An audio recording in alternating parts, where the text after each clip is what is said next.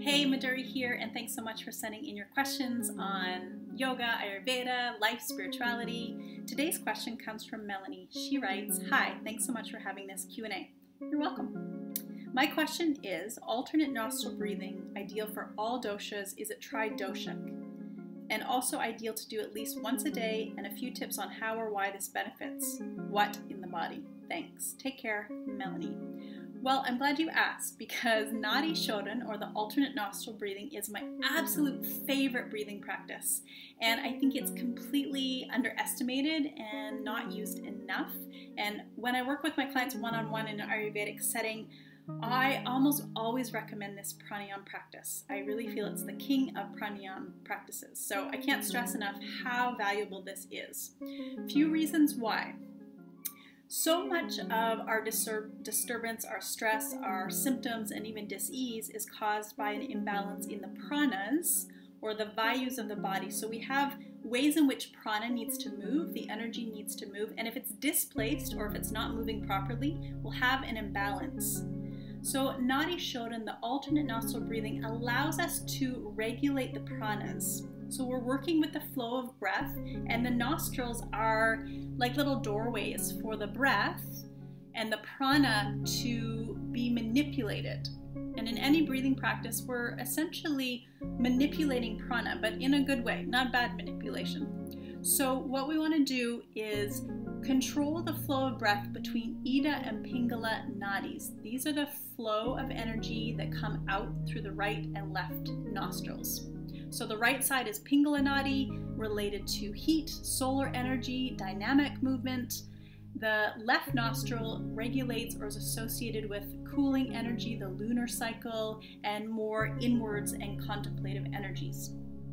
So to balance out the pranas, to balance out the hemispheres of the brain, in this way, we balance out the whole system of the body. The hormones get regulated, the functions of the organs get regulated. All of this can be affected by the proper pranayama practice. So you can do Nadi Shodhan. I suggest sometimes to people doing it morning and night. Wonderful to do before bed. Some of the pranayama practices you don't want to do in the evening because they're too stimulating. But Nadi Shodhan, you can do that anytime you need to calm, to balance, and to harmonize.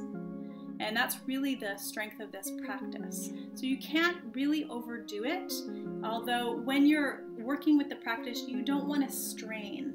You never want to force or have the breath that is too long.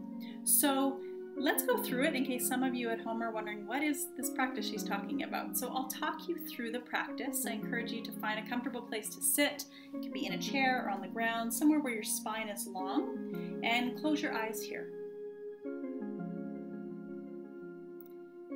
So start by getting your foundation, and what I mean by that is just breathing in and out of the nostrils.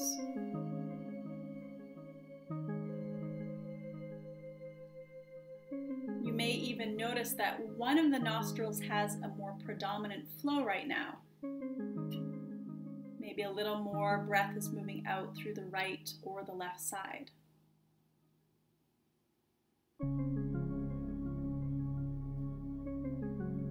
Now begin to count the breath. So as you inhale, count 1, 2, 3, 4. As you exhale, 1, 2, 3, 4, or whatever your length of count is, but have an equal ratio. So if you're inhaling for a count of 6, exhale for a count of 6 also. Once this is established, bringing the right hand up, middle finger and ring finger come to the eyebrow center. You exhale. Close the right nostril with the thumb and breathe in through the left nostril. At the top of that breath, close the nostril, release the thumb, and exhale through the right side. Keep the hand as it is, breathe back in through the right nostril. At the top of that breath, close the right nostril, release the left, and exhale through the left side. That's one round. Continue again. Inhale through the left. Exhale through the right. Inhale through the right. Exhale through the left. So this in a nutshell is the alternate nostril breathing. Very good for insomnia, good for stress, good for any kind of disturbance, whether it's mental, emotional, physical, and it can be done any time of the day, even before bedtime. Teach this to your kids, do it yourself. It's a wonderful practice and great to prepare for meditation as well. So I hope this answers your question, Melanie, and good luck with the alternate nostril breathing, and much love. All right, ciao.